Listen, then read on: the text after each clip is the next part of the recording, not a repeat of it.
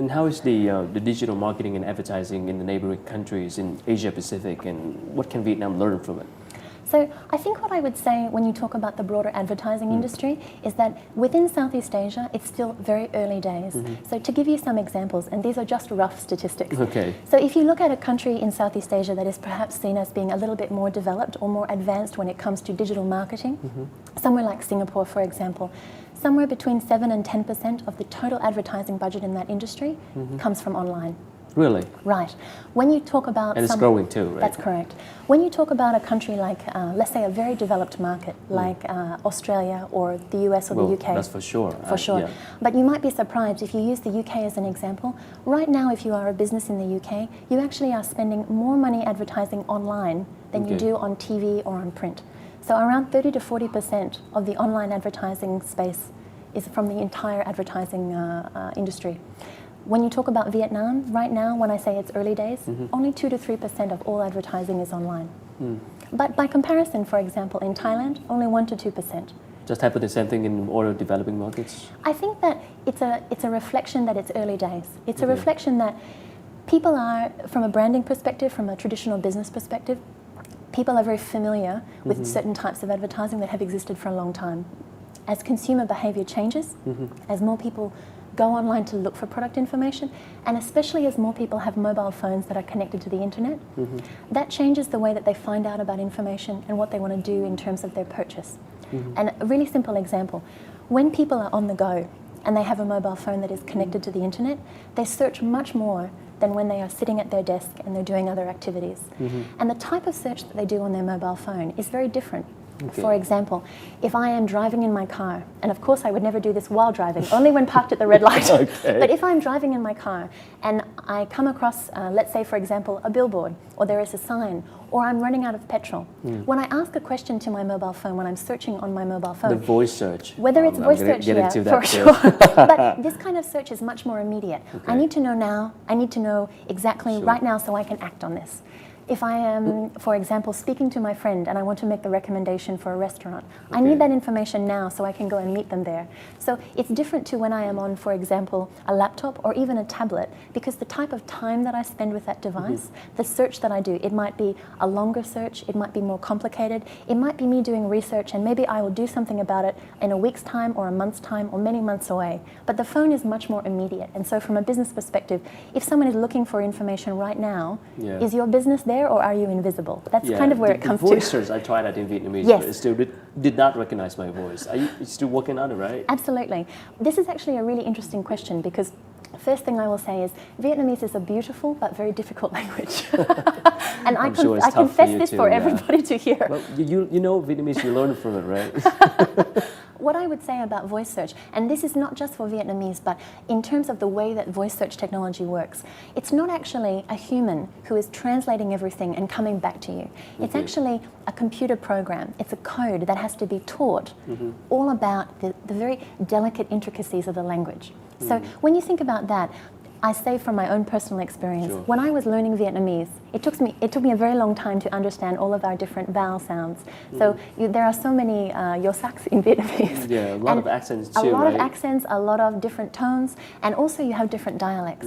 So as a person, when I'm learning this, it takes me time and it takes a lot of attention and patience. When you translate that to how can you write a code to teach a computer how they can recognize these sounds, it becomes that much more important that those very delicate, very important nuances in a language are not lost. And then for me, the very exciting thing about the code that we write for voice search is that this code is a learning technology, and that means the more times you use it, the better that it's going to get. And the reason for that is when you use it, for example, your experience when you were on your laptop and you opened your Chrome browser and you spoke to your computer. Yeah, I spoke to my computer. So when you spoke to it and you didn't get the answer you wanted, my guess is that you probably pressed the microphone again and you tried again. And what happens when you do that is you're actually telling Google, that answer that you gave me, it's not the right answer, which is why immediately you are asking again. And if, for example, you ask the same question many times, you're actually saying to Google, you keep giving me the wrong answer.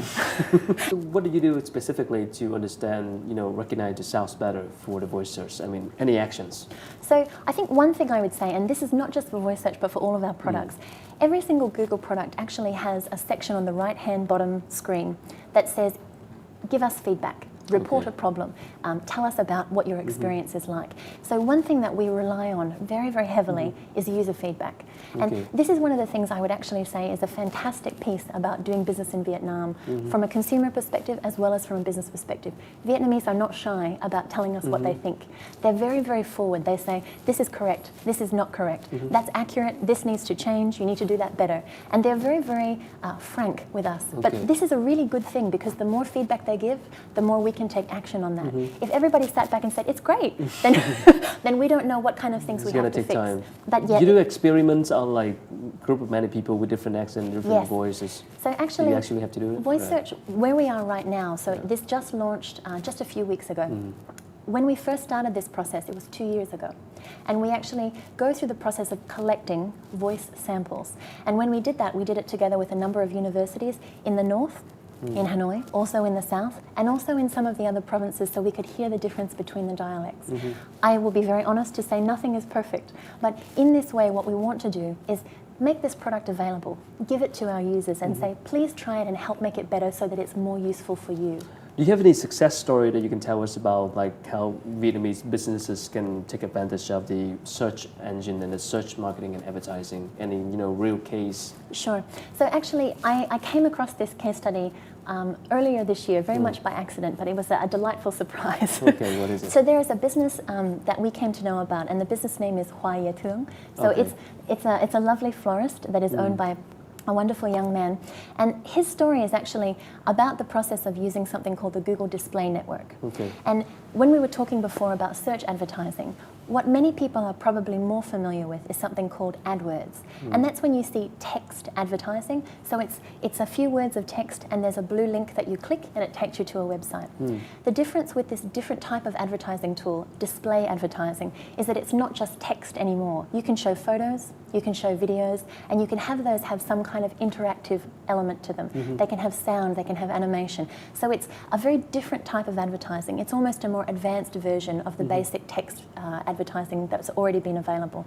The reason why this particular business, why Hoa Ye Thương, was drawn to display advertising is because they're flowers.